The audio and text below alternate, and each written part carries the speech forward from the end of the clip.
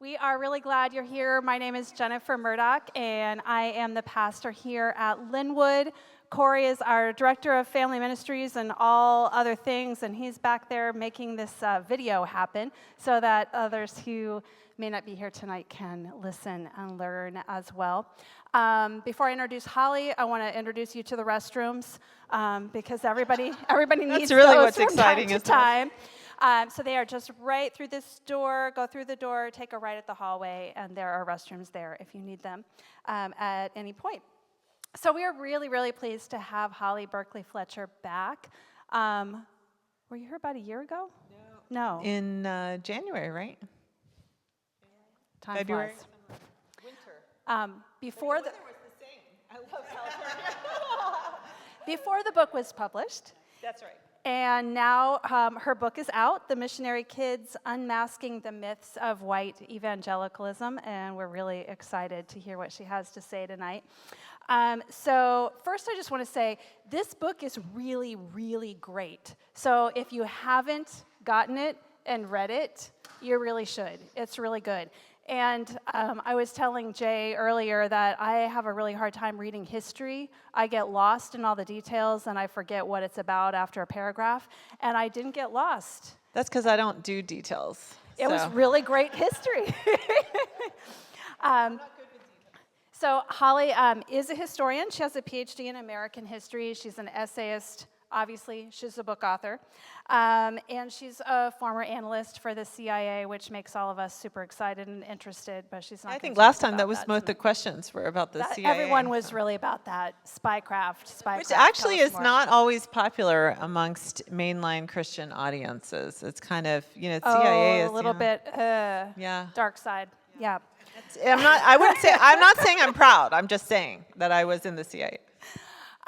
Probably most important for the conversation tonight, she was raised in Kenya by missionary parents, Southern Baptist missionary parents, and now she resides in Washington, D.C.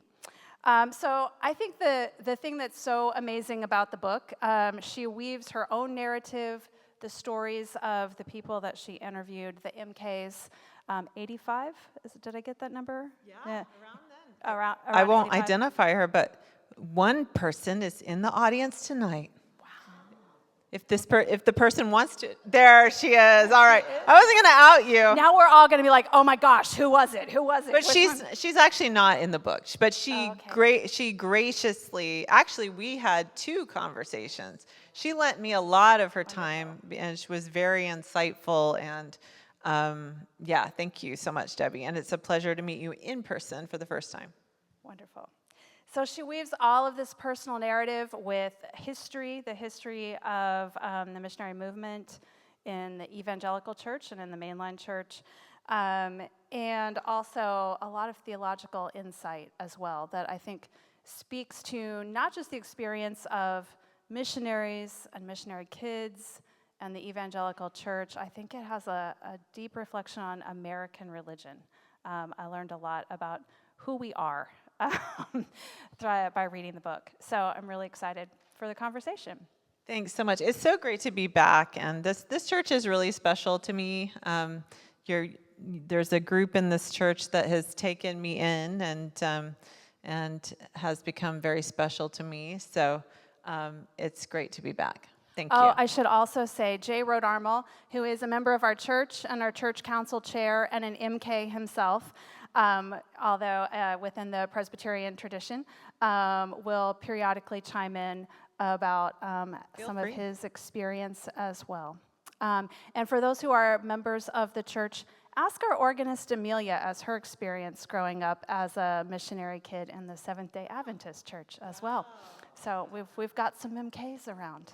They're everywhere. Yeah. So Holly, I just wanted to begin by asking you to tell us just an overall general about the book, why you wanted to write it, and what you hope we'll take from it. Yeah, well, I've been writing in various walks for a long time now. I was obviously in academia for a little while, and then as a CIA analyst, that was a whole different kind of writing. But I would say in my 30s, I kind of fell in love with writing as a form of expression and yeah, just kind of fell in love with it as a hobby. And so I started writing a memoir, more like a straight memoir, and kind of shopped that around. And the feedback I got was, well, this is interesting, but nobody knows about you and nobody cares about you. So, so maybe you could make it bigger, about something bigger. And so I got to thinking about it, and I realized that this was actually the book I wanted to write. And actually, it was kind of perfect because I got to tell my own story in a way that's I get to hide behind some other people.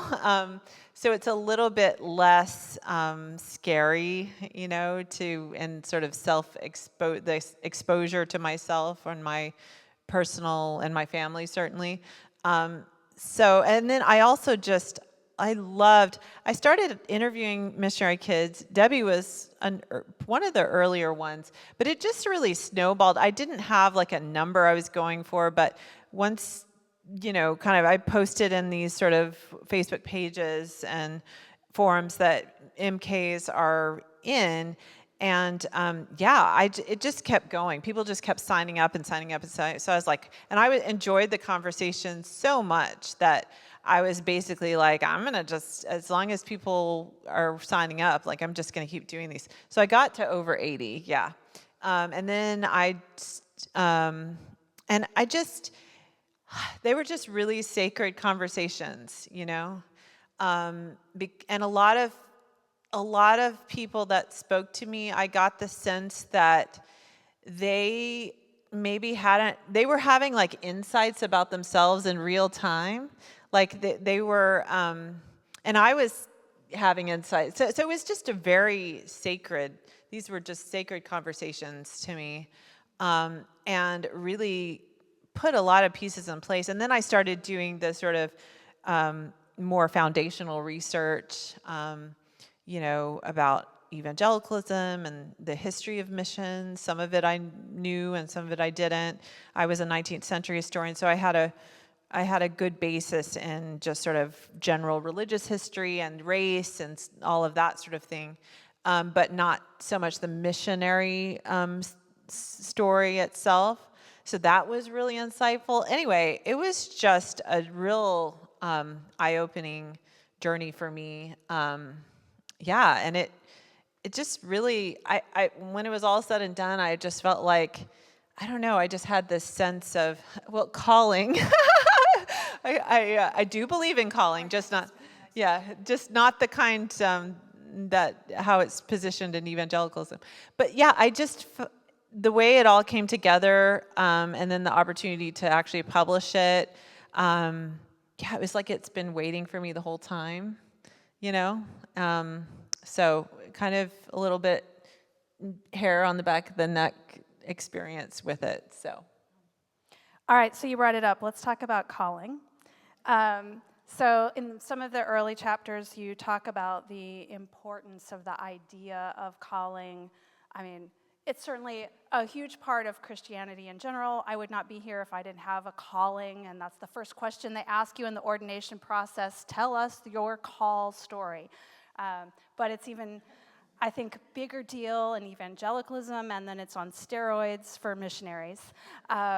So how does that idea of being dedicated to a higher purpose work for good and for harm within the missionary experience? Yeah, I was going to say, because I interviewed your pastor for a different project, which maybe I'll do something with it someday, or I just wasted your time. Sorry about that. But so I was going to say, you have actually a really powerful story of calling, which really struck me. So it's not that I don't believe in calling. I think that, but I think that in American religion in particular, or Western sort of religion in particular, it's become kind of this idol of like a special calling that you have to sort of find and identify. I think it causes people a lot of angst, to think like this is something you have to go and figure out. And like, if you don't, like you could miss God's will for your life, or if you have this sense of, there's all these missionary stories, maybe Debbie and, sorry, I'm blanking. I've been up since 4 a.m. Eastern, so my brain's, J, sorry, I knew it started with a J, and it is J. So that's easy. But maybe you guys can relate in how your family, but there's this common missionary story of like, God called, usually it's not always, but often it's the husband, like God called, he's called, and then the wife's just not so sure about that, or they don't really, they get the calling and it's for something they don't want to do, and that makes an even better story, because then God has to drag them kicking and screaming to whatever it is, and then eventually they submit, and then everything's just honky-dory and amazing. So it's even better if it's something you don't want to do.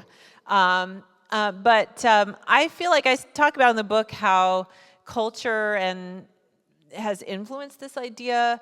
I feel like we as a society in the West, but particularly America, we're a very individualistic society. We have many options. We're just flooded with options of what our lives could be, and we have few social obligations that dictate that. Like even in some other developed countries, there's more sort of social familial bonds. Here in America, it's really all about the individual. Like you can literally do anything you want. You can marry whoever you want, and the career, and you have to pick what college, and it's just this endless array of options. And I think that the idea of calling in some ways is this idea that there's this special plan for your life, and you can identify what that is, and then that'll sort of take care of the anxiety of all of that. I think for some people you have a clear calling, but I think for most of us, I don't know about that. I think we get lost in sort of obsession with a special calling or this sort of heroic, over the top calling. We really miss out on the day-to-day calling of just, loving your neighbor and serving your neighbor and just walking the road that is before you with faithfulness. And you don't have to go and do some over-the-top thing in order to be faithful to God. And then the other thing I will say in terms of bad calling is I think, it's not questioned. If people, especially in evangelicalism, people claim a calling, and that's the end of God called me, okay then, that's the end of the story, instead of the beginning of well, how do you know that? And is that really a good thing? And is it a good idea to take your small children to a war zone? Is that really a great thing? And I think it's often something that serves deeper ego needs and wounds even that are not healed. It's a spiritual bypass where you're using faith as a way of avoiding some harder, struggle or element in your life. Yeah. I think that idea of having a special calling is also often the way we talk about God's will for our lives. As if it's something more than be loving, be kind, be generous, be faithful. That's enough. That's God's will. It doesn't always, doesn't need to be more detailed than that. Yeah. You also talk a lot about your experience and others' experience growing up in boarding schools. Jay grew up in a boarding school. And that experience is kind of a bubble that even protects or keeps you from often relating to the people that you're called to serve. But say a little bit about the boarding school experience for Missionary Kids. Yeah, so some of the bubble, all of us live in our own little bubbles. That's it's part of modern life.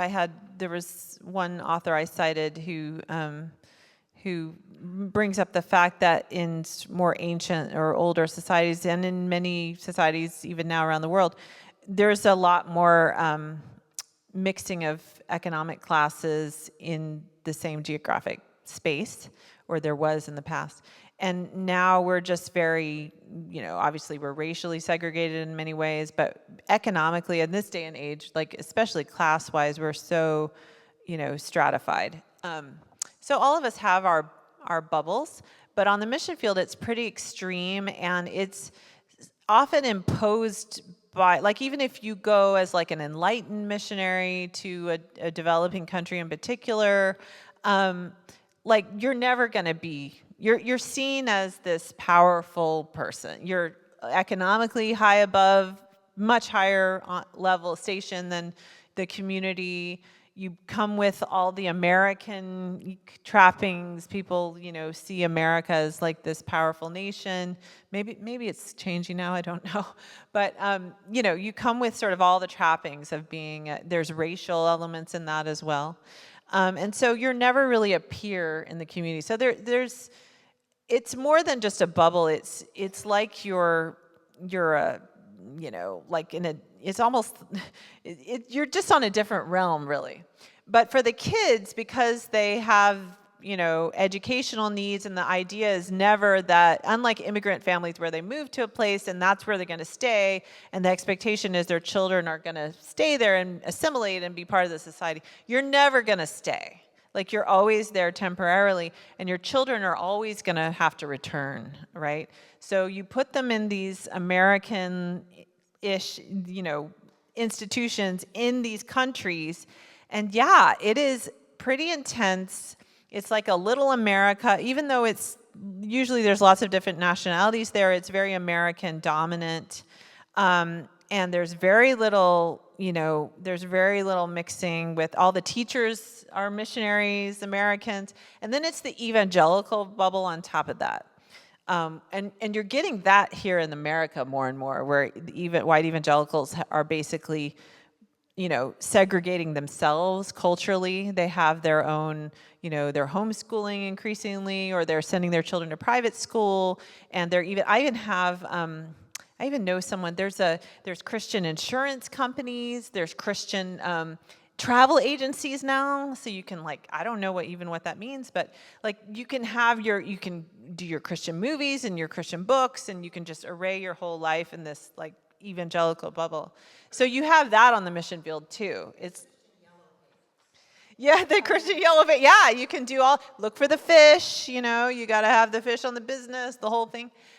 So you have that on the mission field too. So it's like this cultural bubble and this religious bubble and a racial bubble, and it depends on the country, of course. And I think for missionary kids, what it does is you develop a sense of identity that is it's not permanent, and it's not rooted in place. It's in a very specific context, and it's not transferable. You can't really take it with you. You can't find it somewhere else. And so one of the things in my conversations that really comes out as a universal is just the grief of leaving and the lostness.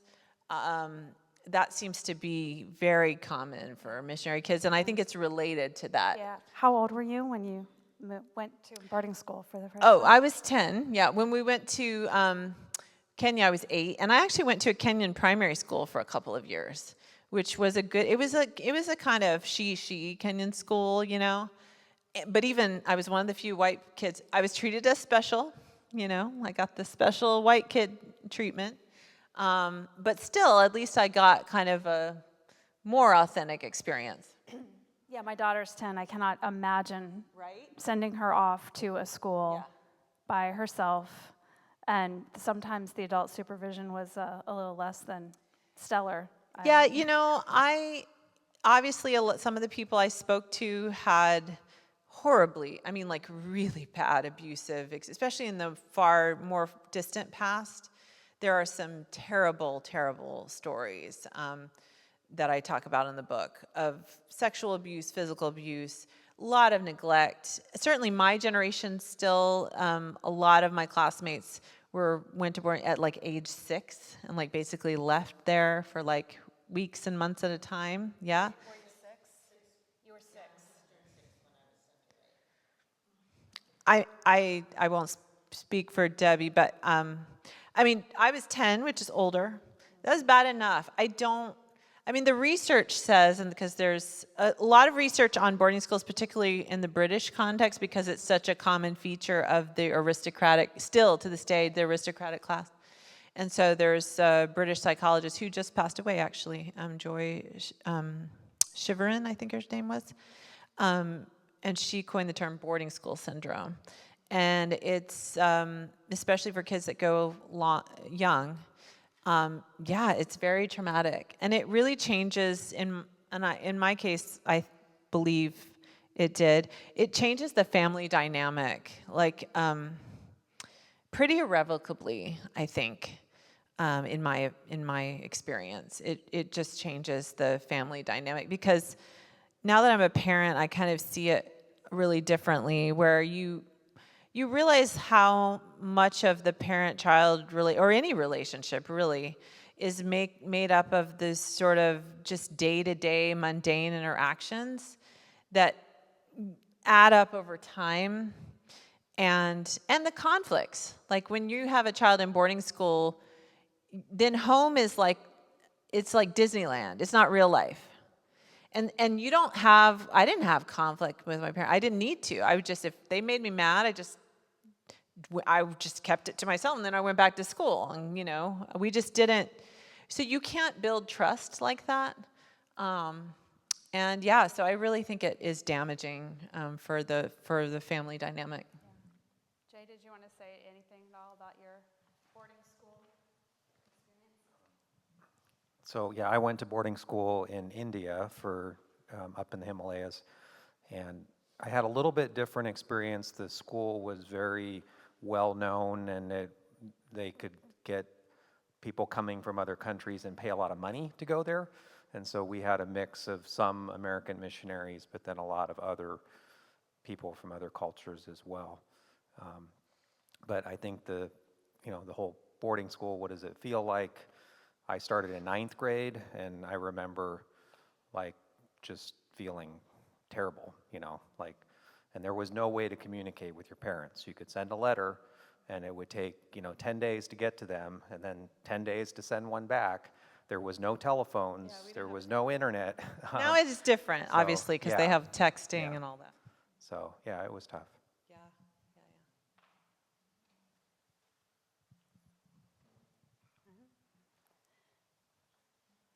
So you also talk a lot about the particular kind of, I'll say, colonialist and racist assumptions that undergird sending white Americans to Africa. I mean, particularly now. During the time of slavery, actually. Yeah. Starting them. And frequently, now, when Africa is far more Christian than we are, to teach religion in a particular way. So is that still, do you think that's still so I think kind of underpinnings of what we're doing? So it's more subtle now, and because it's more subtle, I think it's almost more insidious. Because so back in the 19th century when all this got going, it was just insane. I'm sorry. Like the Southern Baptists began literally so they could send slaveholders as missionaries to black people while they're holding them in slavery at home, Or then after slavery is ending, while they're lynching them and living in Jim Crow. And anyway, I think the mission field has functioned for white Christian America, for mainliners too, although the mainline has done some repentance work. I believe that the evangelical movement has not, really addressing, not just saying sorry that this happened, but going into the theological roots of how this happened theologically. The white evangelical movement has never really done that. So, it's basically a way of engaging. The mission field still to this day is, it's a more pleasant context to engage with race than here at home. You can go, like we in Africa, like we were just, everybody was grateful we were there. Everybody deferred to us. Like we were celebrities. Like there was, I'll meet Kenyans, I travel back frequently, and, or I'll keep in touch with some of our family friends, and they still call my grown adults now, did not grow up as children. They call my parents mom and dad, and they're just, the tone is reverent, like, how is mom and dad? You know, like, it's just kind of like, I mean, my parents are fine people, but they're not like, that's just not necessary, you know? So what a great way to engage with Black people, rather than, and then you have here in the States where, you know, from where they're like, you know, wanting things, like they're not happy with the status quo, and they're angry, and they're marching in the streets, or they're, you know, they're protesting, and they're complaining about, you know, white people, and they're complaining about white Christians. And it's like, and then they want you to look, you know, they're bringing up the past. And for white Christians, you know, I think for white America writ large, but when you add a religious element, then your identity is, you know, extra precious, if you want to call it that. You know, like, you think that you're, you know, special people, and like, okay, but then you're being forced to confront this terrible, terrible history, not just for the country, but for the church. It's a very, very bad history. And it's just not fun. It's not fun. So why, it's way more pleasing and reassuring to engage with race somewhere else than here. And so I really think that the mission field, now that's not all it is. I'm not saying that that's the whole reason they went missionaries, is to escape, you know, the race issue. Of course not. But it has allowed the white church to continue to escape confronting our racial problems here. And it feeds into, like, these days, again, there's a lot more of a cultural sensitivity in the training. There's a lot more discussion of, like, and there's a lot more sort of a little bit of flexibility, even in an evangelical context where their doctrine is so rigid, you know, of allowing for some cultural difference in expressions in other countries. There's a lot more sensitivity and awareness on that front. But the lack of awareness and the not dealing with things is still present. It allows white Christians to engage in, you know, this sort of utopian notion of, like, being part of the global church, when really a lot of the global church is white evangelicalism exported, and sort of making the global church in the image of white Christian America in terms of theology. It reinforces this idea of sort of color blindness. You know, we don't see color. We're the global church, you know, like kumbaya, you know, everything's all, you know, it's just this beautiful, harmonious image. But of course, as many of us who have tried to learn a little bit more about race, as when you make things colorblind, you're really erasing the reality and the identity of a whole group of people, because the default is white, you know, for the white church. Like, that's just taken for granted. And so when people of color come in, you know, predominantly white Christian space, you know, to then tell them that, oh, we're colorblind here, you're basically telling them to check a large part of themselves at the door. And you're also ignoring the reality and the history that is still present, whether or not we want to acknowledge it.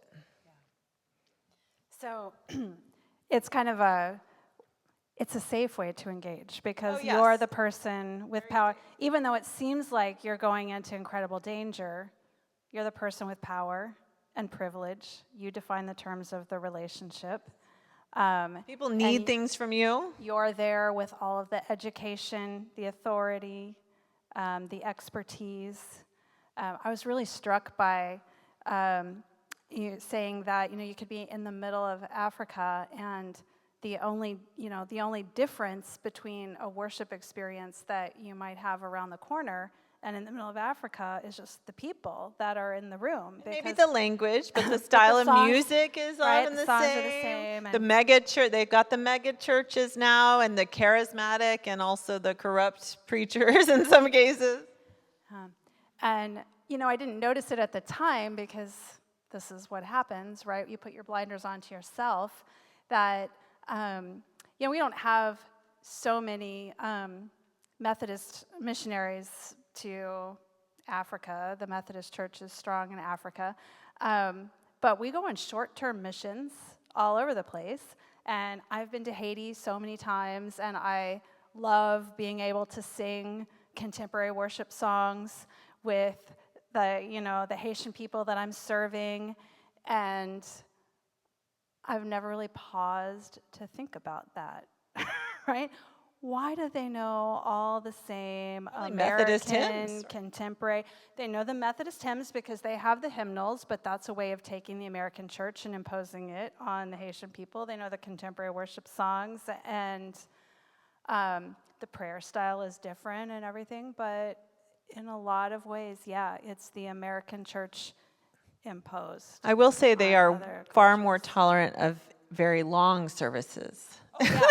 than Americans are. Plus, I love those, like, you That's get a difference. tired, you go outside, you have a little fellowship, you talk, you have a snack, you come back in. It's like a checking in and out of worship kind of experience, because it goes on for a couple hours. And the theology, by the way, is certainly white evangelicalism. We were talking earlier with a few people that are here, but about sort of the transition from the mainline denominations dominating the missions movement to where after World War II, and particularly by the 70s, it was really, the mainliners sort of receded from the scene, and the churches were, they really established, and they had more qualms about colonialism and things like that than the evangelicals. And then it was just white evangelicalism, like supercharged. And by then you had sort of mass culture come into play. So it wasn't just the missionaries, it was all the books and the music, and now it's the movies and the internet and the YouTube and and the television, the televangelists, they can beam themselves around the world. Benny Hinn, very popular in Kenya. Benny Hinn, he's not white, but he's the Pentecostal, that kind of style is very popular there. American though. And prosperity gospel is very big. But the theology has really been exported too, and that has real implications for for politics and society in countries like African countries, because what it does is, and you see this very clearly in America right now with the MAGA movement, where you've compartmentalized, sort of personal faith and piety according to a few sort of touchstone issues. Usually sexuality is a big one, and then the political. So, one of the most, right now in the MAGA movement, one thing that's so stark is on the refugee front, right? So I know white evangelicals who support Trump and all of that, who will even work with refugee populations in the United States, but they're supporting this president who's like literally ended the refugee program, except for white people, white South Africans. So, and it's like they don't, or, again, they're supposedly, they might even be caring for, people in their communities, people that have needs in their community, but then they're supporting the complete overnight irresponsible shutting down of USAID, which is killing hundreds of thousands of people around the world. And it's this sort of bifurcation of, well, I'm a Christian over here, and then I'm doing this over here. So you see that in Africa too. I grew up under the presidency of Daniel Arap Moi, who was a brutal dictator and a devout evangelical Christian. We were talking earlier, actually that was with my other friend, but anyway, I was talking to a friend earlier today about Paul Kagame, and he's BFFs with Rick Warren. Rick Warren had him at his church in Saddleback. Rwanda was the first purpose-driven country. He had his whole country read Rick Warren's book. You can do that when you're a dictator. You can like literally have your whole country read a book. Yeah, they were the first purpose-driven country. Well, guess what? He's a brutal dictator that has killed a lot of people. They send death squads to other countries to kill dissidents. Not a nice guy. Yoweri Museveni is another one. Very devout evangelical Christian over here. brutal dictator who will not leave office over here. So it's this kind of, that's very much the theology of white evangelicalism, which derives, by the way, all the way back to pro-slavery Christianity. You can tie a line where, again, you define piety and faith along very personal, discrete lines, and you can be a very good Christian over here, and then you can be a slave master over here. So that has a really long history in American Christianity, and theologically, I see the implications elsewhere in the world. Yeah, it gets to the, you quoted the work of a psychologist who's also at MK, right? Dave Verhagen. Am I saying Is he an his name? MK? I think you said that in your book. Did I? Maybe I read. He's an evangelical. Maybe I imagined it. He's an evangelical himself, or he calls himself that. So I don't know if he's an MK.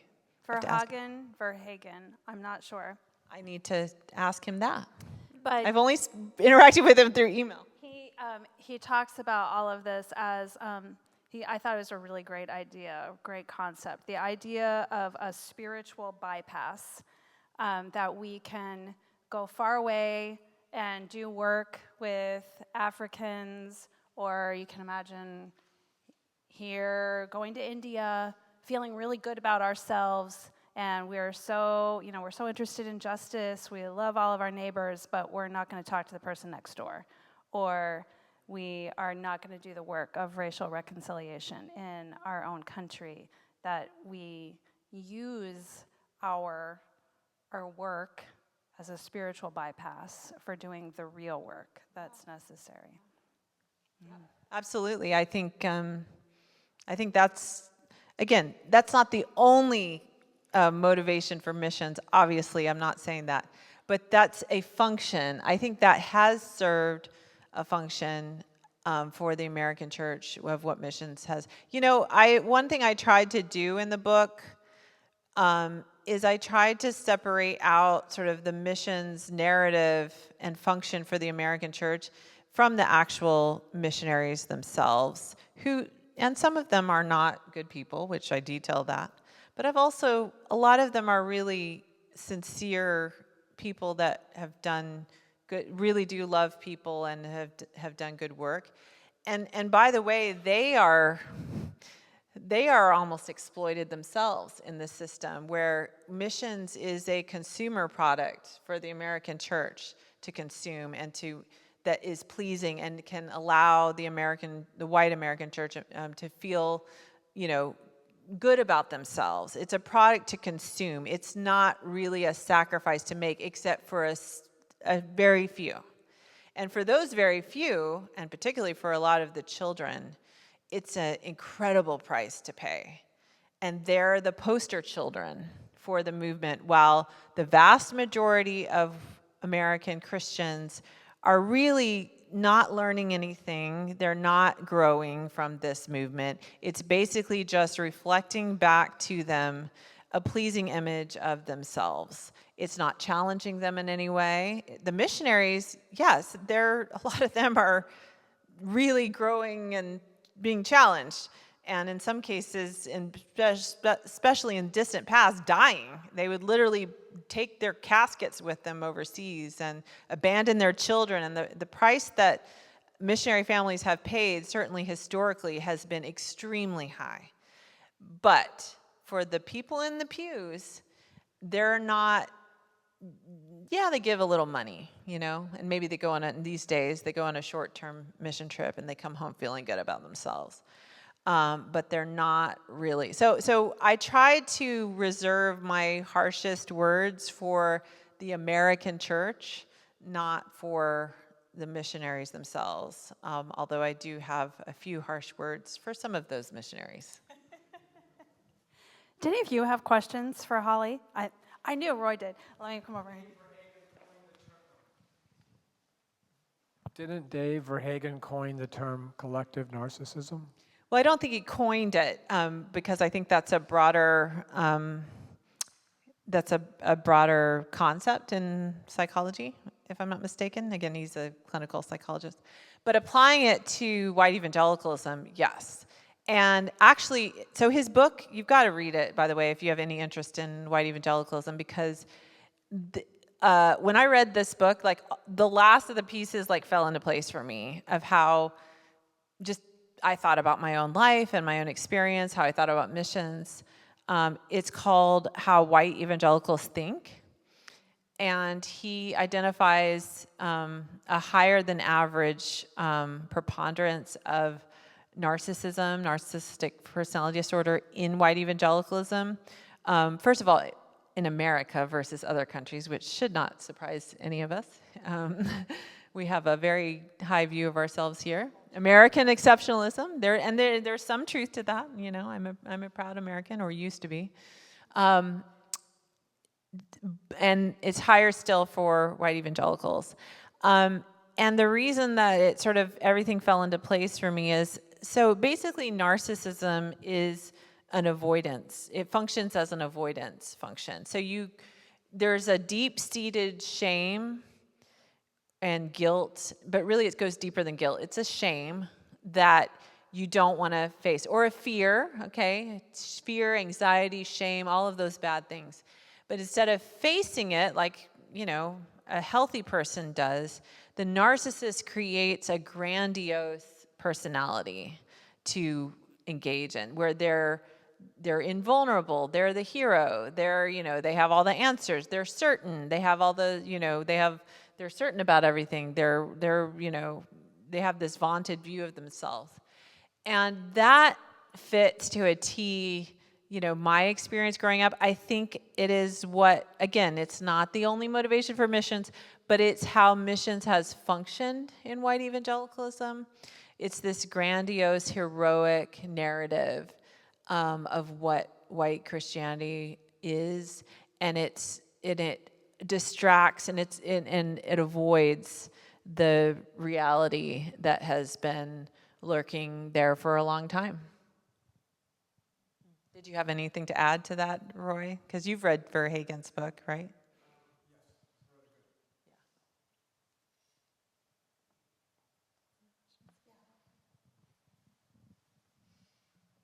So talk a little bit about second generation missionaries and what might have motivated them to go overseas. Yeah, so that's like one of the last chapter. That is the last chapter of the book before the conclusion, and which is basically looking at how the missionary kid, search for home and desire to go home and attempt to go home has perpetuated this system a lot longer than it probably would otherwise. They probably would because especially in Africa, for instance, again, Africa, sub-Saharan Africa, Northern Africa is different, but sub-Saharan Africa is, if you haven't been, you can't imagine how not just Christian, but evangelical sub-Saharan Africa. Kenya is it's like it's like all the bus names, it is like crazy devout. Sunday morning, you'll see so they leave us in the dust in terms of church attendance, certainly at this point with the decline of the last 20 years. There's just no comparison, and yet there's still missionaries going to Africa, some to do some humanitarian work, although that's another whole issue that we could talk about. But even to do evangelism and things like church planting.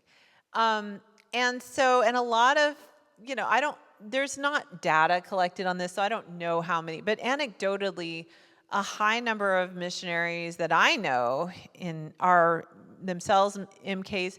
Some of them are we're on our fourth and fifth generation for some families. And I totally relate to this. When I left to come to America for college, it was devastating. It took me years, probably a decade, to feel like I was a whole person again. I made a lot of very bad life-altering mistakes during that time.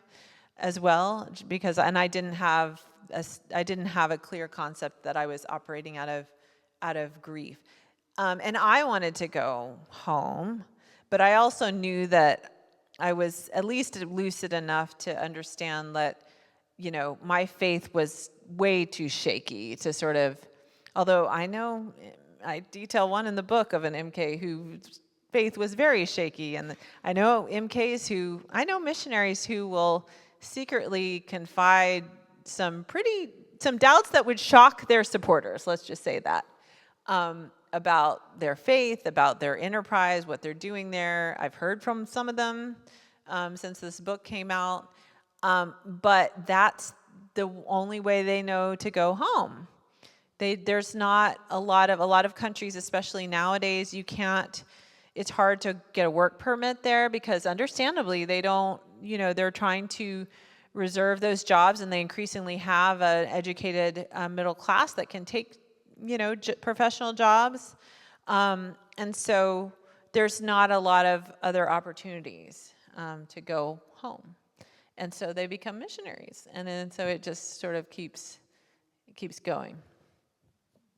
Did you ever think about becoming a missionary, Jay? My sister did it before me, but my sister was third generation. Her sister's a missionary too. Both Missionary Kids, and then they went to Thailand. And Yeah. my sister Yeah. was a medical missionary. And your sister is, did you say your sister's a missionary? She is. Yeah. Yeah. I think two questions. Is there some good research on attachment with missionary kids, especially the ones that go off quite young? Well, so there's not, because Missionary Kids is a relatively small population, there's not a whole lot of research on Missionary Kids specifically. There's growing research that is being done by a consultancy called TCK Training on third culture kids, of which Missionary Kids are a large subset. So they have some good, I don't know about attachment. This British psychologist I mentioned, Joy Shivern, she had a lot of data on British boarding kids, which some of that would apply. It's a little bit of a cultural, there's some cultural differences there. But one thing that TCK Training, they've done some very rigorous research.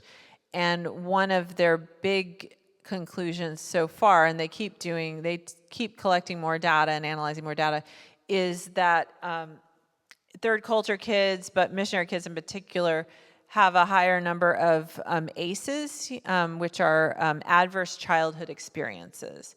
And it's a fairly new concept, I guess, in childhood development. I had never heard of it until maybe 15 years ago, 10 years ago, something like that. But basically, obviously, all kids have these are not just like, oh, I fell and stubbed my toe. These are like sort of traumatic events. And I think if you've help me out, Marie, because I know you are probably well versed on this. I think it's 4 or more. Is it 4? If a child has 4 or more ACEs, there are adverse effects into adulthood, is what they found. And missionary kids have more ACEs than the general population, any general population they studied. Now, they haven't studied like South Sudan or whatever, but in the developed world, they have a significantly higher number of ACEs than the general population. Anecdotally, I will also say, and this is just completely anecdotal and just interacting with MKs, estrangement families is very prevalent. A lot of MKs they either have no or low contact with their parents, or if they have, which some of that is generational, I will say. I think that's more prevalent for millennials and Gen Z than it was for earlier. But I would say compared, like, again, I have a lot of friends in general America, and then I have missionary kid friends. And the relationships with parents are way more fraught in the MK community. So, and I think some of it is boarding school, although these days more kids are being homeschooled than boarding school. But I think what it is the thing that I hear over and over again from MKs is this idea that there was something more important than me to my parents, like God or the calling. Even if the parents kind of try to confront that and sort of knock that down, that idea down, it's just, that's what the culture is telling them. And actually, it's more than just missionaries. My experience in white evangelicalism is that faith becomes something that it becomes a spiritual bypass. That is like, it's another agenda that is imposed on relationship. That is, I think, has a distortionary impact on relationship. Anytime you're taking another imperative other than just love and trust and mutuality and just the normal, the bonds between two human beings who feel safe with each other. Anytime you're taking another imperative that has to interact through, I think it's distortionary for a relationship. That's my experience in white evangelicalism, beyond just the missionary story and imperative. It's that it's a strict, the strict doctrinal, rigid faith. Everything has to go through that. And so I just find coming out of that, my relationships are so much more free and authentic. And yeah, like I want to know people as the whole people. I don't bring a whole list of expectations that I'm looking for them to fit into, or an agenda. Like when I was in evangelical, there was always like, you meet someone new and it's like, is that a Christian? Is that not? How can I make them a Christian? Like that was just your thinking all the time. Like, how can I or if there's a Christian, are they a good Christian? How can I get them on a better path? It's like, well, honey, you're not doing well, so maybe you should work on yourself. But like there's always an agenda there. And now that I don't have that anymore, it's just, it's like so freeing. That sounds anxiety producing. Yeah, that is exactly. Well, I was going to say that I did in college think that I wanted to go back to the mission field. Definitely, it was home, Nigeria. I was in West Africa, and I didn't know anything else. And I saw my parents were teachers, secretary. I saw various occupations, and I thought I could go out as a secretary. That's what I wanted to be. And then I met this guy. Yay, guy. Yay, guy. Africa was not my calling. Yeah, Chris was from our home supporting church, and I have known him since I was 10. His sister was in my Sunday school class, and I don't remember him when I was 10, but Carol Ann and I remained good friends.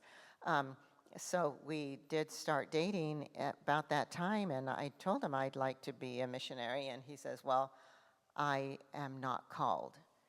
And I thought, what does that have to do with anything? Yeah, my parents they both had a calling, but I didn't really remember hearing about it. They didn't, no, and I thought, I'm a secretary. I can be a secretary anywhere in the world. Might as well do it under the auspices of a mission and be doing good work for God. And he's a pilot. And I thought, ooh. Are you sure God wasn't calling? I think maybe you missed it. Well, the way he suckered me deeper into the relationship was, well, maybe later, maybe when the kids are grown, let's raise our kids here. You can still go now. Well, we could. That dream has kind of bypassed. And it actually, then it was such a relief then once I adjusted to that idea. It was a breath of fresh air because my life had been full of stress. Being a missionary was just high stress. Being a missionary's kid and thinking of going out again, it's like you've got to do the most excellent job that you can set out to be. If you're going to be a missionary, everything has got to be falling into place. And there was just so much stress there. And it was such a relief. Oh, I can just be a normal person. I don't have to super excel at everything. And that was a big eye-opener for me. Yeah, one thing I found in talking to MKs is like even if they had had a overall negative experience, there was still this like, a lot of times there was still this like maybe a desire in some cases, or sometimes it felt like an obligation to them to go back. A lot of times they would say things like, well, I didn't know what else to do. Like that was the only thing I knew. And so, yeah, I interviewed some people that one of the in-depth stories that I profile was a young woman who, again, was taken to post, 9/11 Afghanistan and had a very traumatic experience there, and then went back as an adult, She didn't really, even though it was not a good experience, she just didn't know what else. And then she had more trauma as an adult. She was abused by a counselor, another missionary, as an adult. So, yeah, there's this kind of just sort of automatic, instinctual component. And then Tina. I've had a sense, but I'm not sure if it's true, so I wonder if you can comment, that oftentimes missionaries in general, not all, but have difficulties with social relationships and find the mission field as a good place because they're somewhat more isolated from the structures, and they immediately have this more elevated view. And so that I wondered if you have found that to be true. Ooh, I have so many thoughts about that. I'll edit myself a little bit. Well, first of all, to go, depending on where you're going, again, some mission fields are more extreme than others. But to go and be a missionary, particularly in the developing world, with, especially if you're bringing children, it's kind of a crazy thing to do. It's not an easy thing to do, and it's kind of a crazy thing to do. So you might, not be surprised that a lot of the personalities that attract are kind of extreme, pugnacious, maybe would be a diplomatic way of saying it. I think I use that word in the book. Personalities. These typically are very strong personalities. So there's that. I grew up observing a lot of conflict between missionaries that, even as a child, I clearly picked up on. But also, like you said, I feel like a lot of missionaries, and I've heard this from many MKs, particularly about parents upon their return, that they have a hard time, they don't know what it is to be a peer. Everybody's a project, they're always the heroes, they're the hero to the project, and a sort of peer relationship where you're not special, you're not any more special than the other person. There's a mutuality there. There's a accountability there where, I think all of us have our good friends, call us on our BS, I know mine do, and that's a struggle because they do get that from other missionaries. Again, there's a lot of conflict there, and there's, obviously they have people sort of checking them, but often they're not necessarily living in close proximity to other missionaries. They might be out kind of in a more rural area. And in that case, they are peerless. They really are peerless. And so, yes, that's a dynamic that I've certainly observed.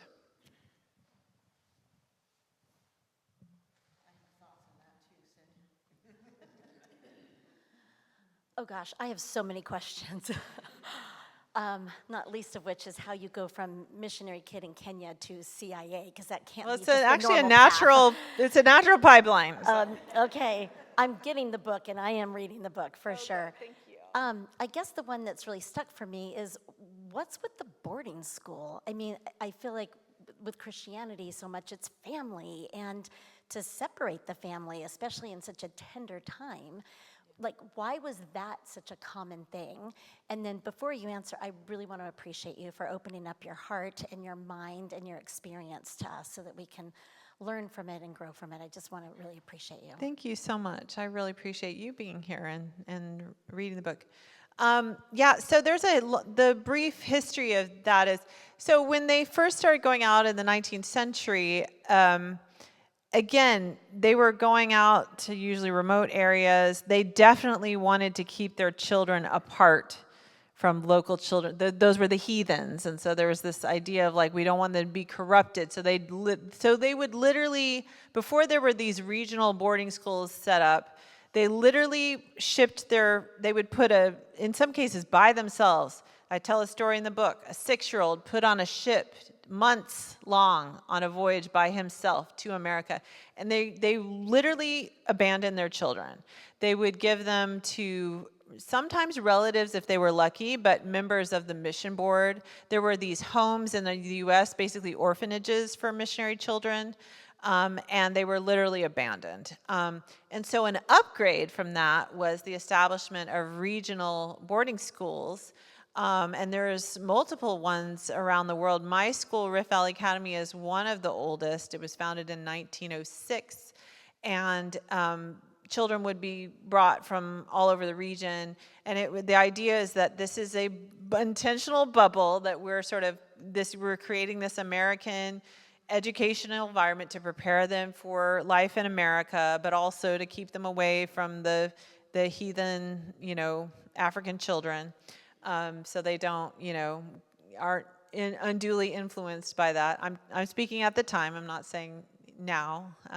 So that's the history. Now, so the reason it has continued to go on is because, again, the intention is never, and also the practicality is that MKs are not able to stay in their home country into adulthood. They're going to have to go to the U.S.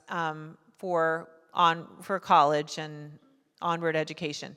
So they need both academically and socially, they need an American environment to sort of prepare them for that. So that's the practical reason. Nowadays, it is changing because of the internet, the home, and all the homeschool resources.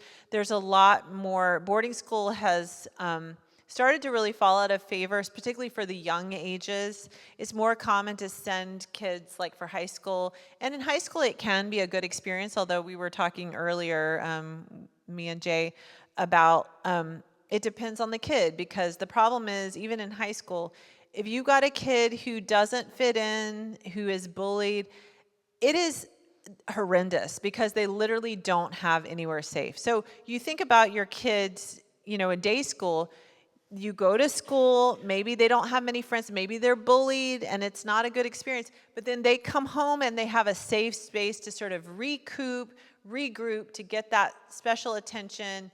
And it's still traumatic, it's still not good, but at least they get that respite, they have that safe place.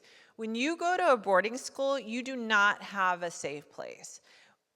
When I was a small child there, I would try to get into the infirmary, to go and hide. I would try to fake illness. The nurse was like this super sweet lady, and I would try to pretend I was sick so that I could, because you'd get your own room and you'd get individual care from the nurse. She was always on to me though. She never let me in.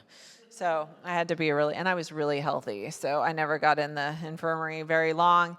But that's what and then I'd show up there was a family who, my parents, we knew in the States, and I knew them a little bit from before times. And I would show up at their house, after school, and try to hide. But they had a dorm to take care of. They couldn't take care of me. And they would have to tell me to go away.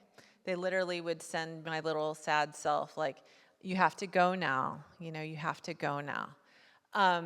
And so that the young children, that's kind of really fallen out of favor, and there's more homeschooling now. With the homeschooling, there's additional problems because of the isolation, because the homeschool children, it's not they're not going to school with the other children. They're still kind of kept apart.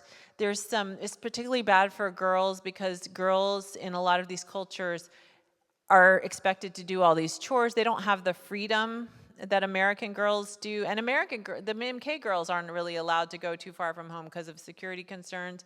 So for them in particular, there's a lot of isolation, and that is also damaging as well. So it's sort of trading one thing for the other. It's not a normal existence to live in a place where you don't belong.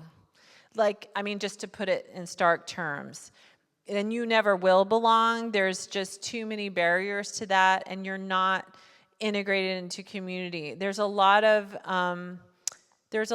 accountability and sort of just child protection issues there that I talk about, but also just on an emotional level, it's not. And it took me into adulthood really when I married my very American, born and raised in the same town husband. It really started dawning on me like, this is not normal. Like I did not have a normal childhood. There were many things I loved about it, and I love Kenya so much. I still just am deeply in love with the country. But it's just not a normal way to be, Like people need to belong. They need to be part of communities. Children need to know their place within a larger body of humans and cultures, and it's not a normal way to be.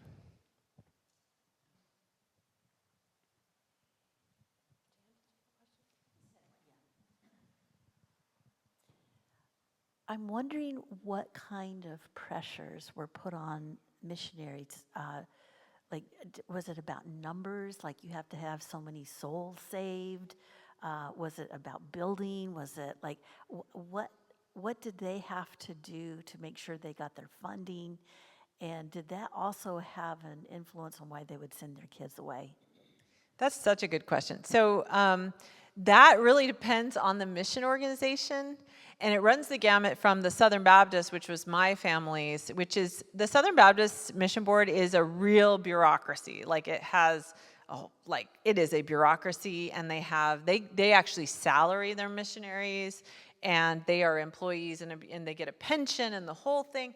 And they have, as many businesses and bureaucracies do, they love their statistics and their metrics and their data.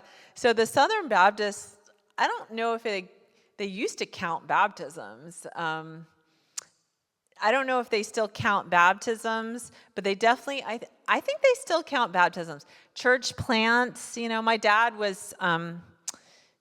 would have this big map of our area, and again, a heavily Christian area, like so Christian. It's like, even as a child, I was kind of like, didn't get it. Like it was so obvious that the Kenyans where we lived were just like incredibly Christian, but they weren't Baptists, and they weren't necessarily even evangelicals, so they weren't necessarily saved in my parents' estimation. Mainliners do not count. Mainliners might be Christians, but you have to dig into that. It's not an automatic thing, so you got to look into that. So he had his map, and he would plot out okay, where the Baptist church. He had a military background, and he approached it with military precision. Like, we need a church here, and they counted the churches and and there was accountability. Like, you had to report back, what you were doing, and there's a lot more accountability for the Southern Baptists. But most missionaries and mission organizations is pretty loosey-goosey. And frankly, it's not clear what a lot of them do all day. I'm just going to be honest. Yeah. So one of the people I loved, one of the MKs I interviewed, she works at an international school overseas, and so she's not a missionary, but she interacts with a lot of missionaries, and she observes a lot of missionaries from lots of different organizations. And she's like, yes, I see a lot of missionaries here, as she put it, fluffing about. Going to coffee, doing, not clear what they're doing all day. There's not accountability for a lot of these organizations. All right, so we got one more. And my last question to you is, should we keep doing this? I don't know. I have a question about, I know your focus was on MKs and Africa in particular, because that was your expertise. covered the world. Yeah, but I am a recovering evangelical and have done a lot of work overseas while never living there, although my sister has been on the field for most of her life. And what I know also you're a historian, but I just see millions and millions of dollars and so much influence from the American Evangelical Church being invested, and I was connected to an organization that funded a lot of work in the Middle East and North Africa. And so I guess part of my question is, I feel like I'm still doing penance, like so much harm being caused, and so what do you do with, like, you see all the negative things that are part of this? There's lots of good stuff too, and I'm not denying that, but what would you say? How do you move forward from something like, how do we make a path forward? Well, I think the best thing, honestly, that Americans can do is just less at this point. I interviewed for the book, and I've been in touch more recently with missiologists and theologians, non-Americans, like from the global South, as they call it, and they got this. Like they really, and in some cases they're repeating a lot of the same mistakes. Okay, so like America, the United States is still the #1 mission sending country by far. But American missionaries, I think it's less than half now. My numbers might be, I have it in the book, but off the top of my head, I think it might be less than half the number of overall missionaries. So countries like Korea and Brazil, and some African countries are sending missionaries out. And honestly, I see them making a lot of the same mistakes because they were mission fields for American evangelicals. And now they're little American evangelical clones in the way they do missions. You see a lot of similarities, and in many cases, they're also working with American missionaries in many cases. So I say mistakes being made, like sub-Saharan Africa, there are Korean missionaries everywhere. I could be wrong, but I think sub-Saharan Africa is far more Christian than Korea. Could be wrong about that. So they're sending a lot of missionaries to places where they're frankly probably not needed, and they're again. I think I don't get so hung up on the damage. I think in most cases it's fairly especially on a case-by-case basis. I think it's pretty benign. I have many missionary. I'm not laying awake at night thinking of the harm they're doing. They're good. Most of them are good people, and they're certainly not doing harm. In the aggregate, I think American evangelicalism as an export has not been great. But a lot of that's beyond missions. It's all of this mass media, this culture, books. There's a lot of American influence out, well beyond the sort of missionary movement. Another thing I see I just read a book it's a very compelling book. It's a tough book by a Brazilian journalist called Soul by Soul. And she follows Brazilian missionaries, again, who take their children into war-torn Afghanistan. And the results are tragic and devastating. So again, they're putting this idea of calling, in front of the needs of their children. Look, if you want to go be Indiana Jones somewhere, whatever, knock yourself out. But you don't have children then. I keep saying this to people, like, guess what? Jesus didn't have children. Paul, no children. Does any takeaways from that? Or you can, if you have children, you can wait till they're grown, it doesn't, if you feel called to a war zone, you don't have to go right now. Maybe you go later, So there's that book I found really tough because I could see this sort of pattern repeating in a different sort of cultural context. But then you get to the whole element, of course, the cultural change. See, I don't get so much worked up about that because I feel like cultures sort of influence and change and mixing is kind of part of the human story. I don't get so worked up about the whole like, oh, you know, I get more concerned about the theology element of it. It's not so much the, you know, Christianity or changing, you know, telling someone about the religion. It's that what we are peddling as Christianity is so white American evangelical, and we are not. I think a lot of white American Christians are not really privy to. They're not really aware of how they see other people's version of Christianity as culturally, and they're not looking at like, no, yours also is culturally influenced, and even down to the theological level. So in some cases, I feel like missionaries have brought, I talk about this in the book, positive cultural change. Like missionaries helped eradicate female genital mutilation in Africa, in many countries in Africa. That was a big that was mainly the British missionaries that was a big push of theirs. I mean, was that a bad thing? That was part of the culture. I think that's a win, you know? So it's kind of, I don't know. I think when you start to parse that out, that's just part of the human story, is the movement of peoples and the mixing of peoples and the rubbing off. I will say that when you're talking about faith, you know, and religion, I think it becomes more fraught and dangerous to have, because then you're bringing a sort of spiritual arrogance to it that I think is really, I don't think it's not gospel, and it's not mutual. It'd be one thing if it was really mutual, and like these Christians were coming here, and then like we're sharing our version, and they're saying, no, this is what we think, and there's like a dialogue. But it's so one-sided that that's kind of, as a spiritual matter, that's kind of my concern, more than like the cultural element. Does that answer your question? But I don't know. Should we keep doing this? I don't know. Like, I don't know.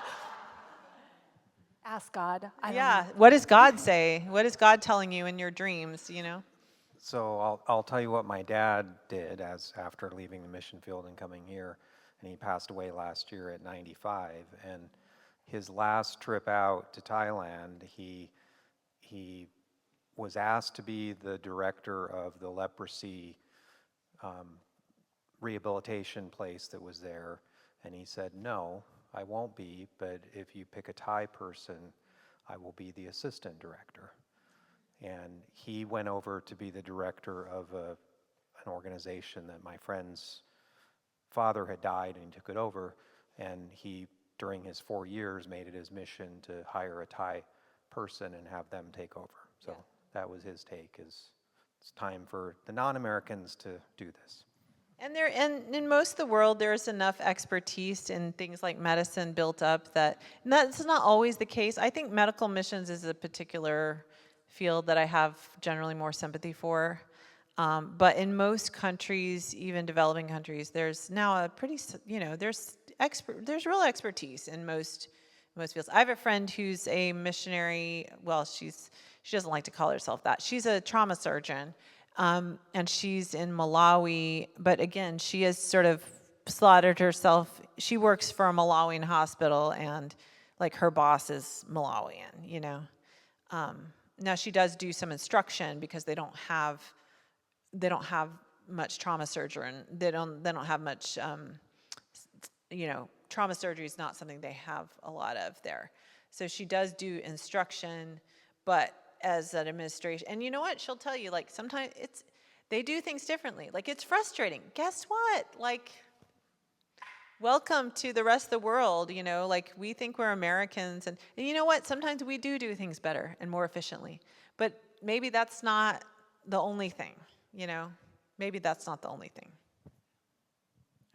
Can we give Holly a round of applause? Thank you.